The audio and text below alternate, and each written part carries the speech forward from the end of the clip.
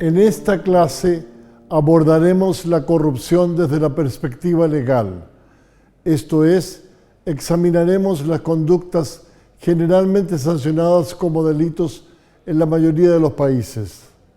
Muchas de ellas también se encuentran descritas como ilegales en la Convención de las Naciones Unidas contra la Corrupción de 2003. En particular, trataremos las 9 siguientes conductas ilícitas: aplicación de recursos a un fin no previsto en la ley, malversación y peculado, fraude al fisco, soborno, extorsión, enriquecimiento ilícito, tráfico de influencias, uso abusivo de información privilegiada y blanqueo o lavado de activos.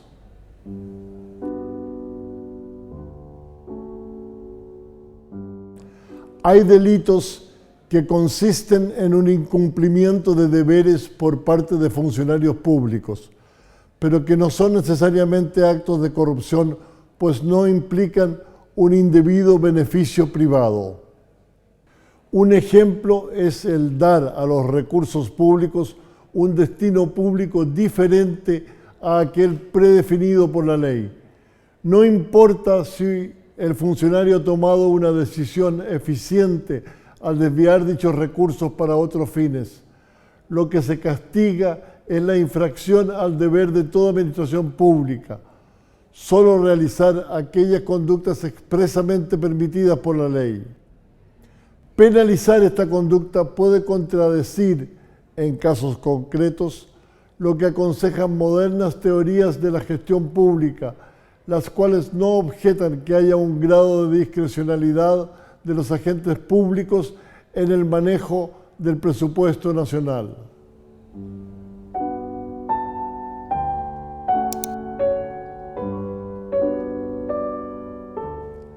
Es la sustracción de recursos o bienes públicos o de su uso. Por ejemplo, el hurto de bienes o fondos públicos por parte de un funcionario público o la utilización del vehículo fiscal que le fue asignado para fines privados.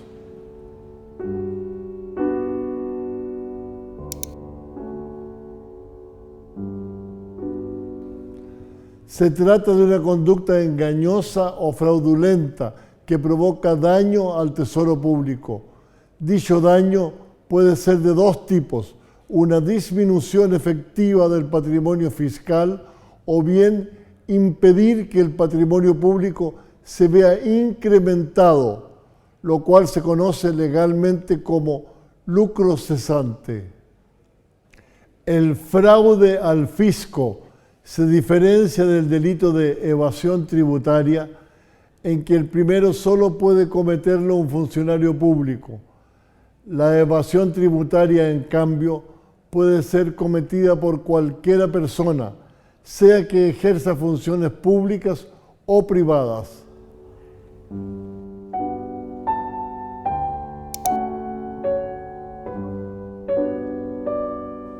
La Convención de las Naciones Unidas contra la Corrupción define el soborno como la promesa, el ofrecimiento o la concesión a un funcionario público en forma directa o indirecta de un beneficio indebido que redunde en su propio provecho o en el de otra persona o entidad, con el fin de que dicho funcionario actúe o se abstenga de actuar en el cumplimiento de sus funciones oficiales.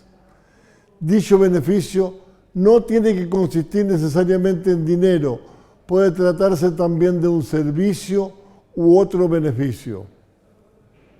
El soborno será internacional cuando la persona a quien se ofrece o concede el beneficio es un funcionario público de otro estado o de una organización intergubernamental. El soborno internacional está sancionado en el Convenio de Lucha contra la Corrupción de Agentes Públicos Extranjeros en las Transacciones Comerciales Internacionales de la OECD de 1997.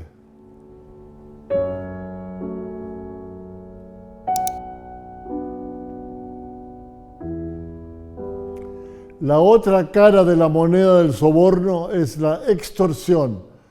En este caso, el funcionario público solicita o exige un beneficio indebido en su propio provecho o para un tercero a cambio de actuar indebidamente en beneficio del extorsionado. Cuando la corrupción es generalizada en un país, puede ser difícil distinguir el soborno de la extorsión.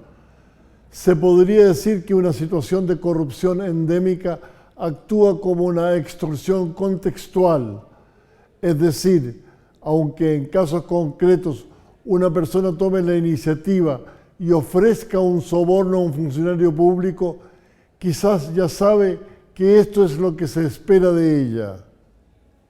Sin embargo, hay quienes dudan que en tales casos soborno y extorsión sean dos caras de la misma moneda.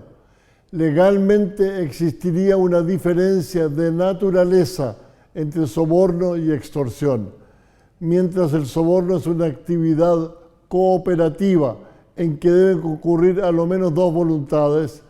La extorsión es un fenómeno unilateral en que la voluntad de un sujeto se impone a la de otro.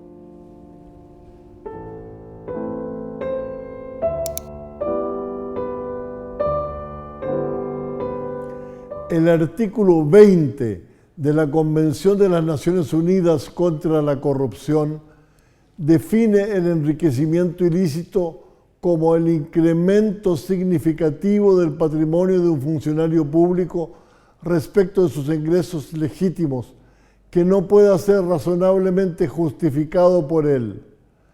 La Convención Interamericana contra la Corrupción lo define en términos muy similares. En otras palabras, para determinar si hay enriquecimiento ilícito, se compara el patrimonio inicial de una persona al comienzo del ejercicio de una función pública con el patrimonio de la misma persona en un momento posterior o una vez concluido su periodo en ese cargo. Si bien el principio de que no se puede aceptar el enriquecimiento sin causa es bastante claro en el derecho privado, los expertos en derecho penal consideran que, como delito, el enriquecimiento ilícito es una figura problemática. La razón es que no sería necesario probar la intención criminal o elemento subjetivo, sino que simplemente se compararían dos estados de cosas objetivos y se impondría una sanción en caso de que tal comparación resulte insatisfactoria. Se objeta también que el enriquecimiento ilícito alteraría el peso de la prueba en materia penal, pues corresponde al acusador probar los hechos alegados.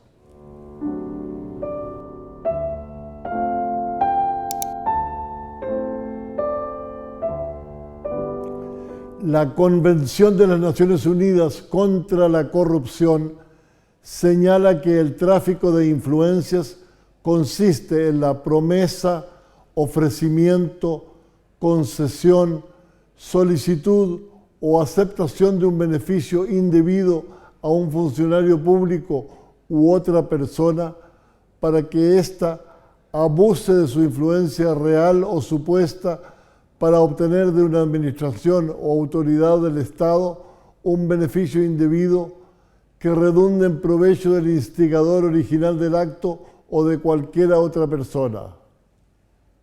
Para que pueda distinguirse del delito de amenazas, el tráfico de influencias no debe valerse de la intimidación coercitiva, esto es, una intimidación basada en la violencia.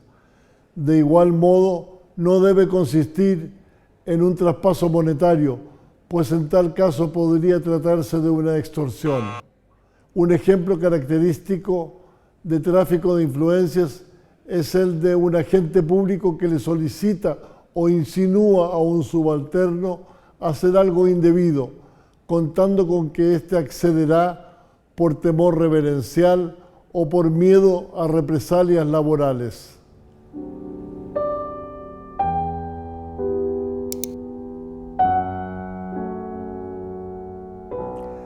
Como se definió en una clase previa, se entiende por información privilegiada aquella que no ha sido divulgada al mercado y que es capaz de incidir, por ejemplo, en los valores bursátiles o en la tasa de cambio de monedas. Cuando se hace uso abusivo de dicha información, tal comportamiento puede ser no solamente censurado en términos éticos, sino que en muchas legislaciones es penalizado como un delito. Es lo que en inglés se conoce como insider trading. Para prevenir este delito, la ley suele determinar que quien posee información privilegiada debe divulgarla para que todos los agentes del mercado la conozcan al mismo tiempo, o bien debe abstenerse de actuar en base a ella.